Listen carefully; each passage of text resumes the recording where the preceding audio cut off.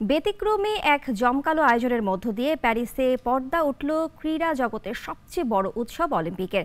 বিশ্ব শিল্প সংস্কৃতির ঐতিহ্যবাহী শহর প্যারিসের সিন নদী থেকে শুরু হয় আনুষ্ঠানিক যাত্রা, যেখানে নিজেদের পতাকাকে বিশ্ব মঞ্চে তুলে ধরে সম্মানিত করতে লড়বেন হাজারো অ্যাথলেট। রাজিবুল ইসলামের রিপোর্টে বিস্তারিত।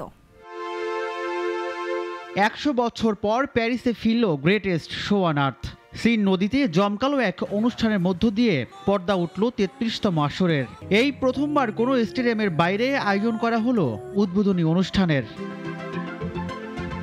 অলিম্পিকের উদ্বোধনী মশাল হাতে দেখা গেছে ১০০ বছর বয়সী চার্লস কোস্তেকে। হুইল চেয়ারে করে হাজির করা হয় ১৯৪৮ অলিম্পিকের সাইকেলিংয়ে সোনাজয়ী এই অ্যাথলেটকে।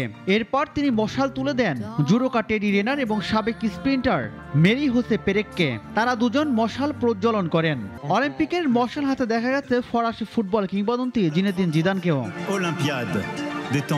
এবার নিয়ে তৃতীয়বারের মতো অলিম্পিক আসর আয়োজন করতে যাচ্ছে প্যারিস, যা লন্ডনের সঙ্গে যৌথভাবে প্যারিসের রেকর্ড।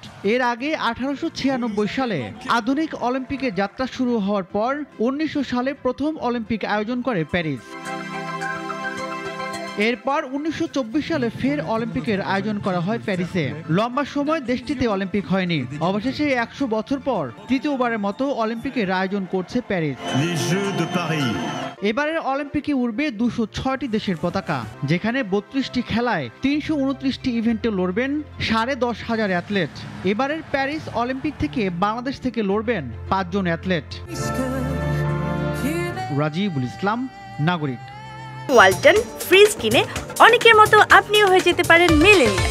সেরা পণ্যের সেরা অফার।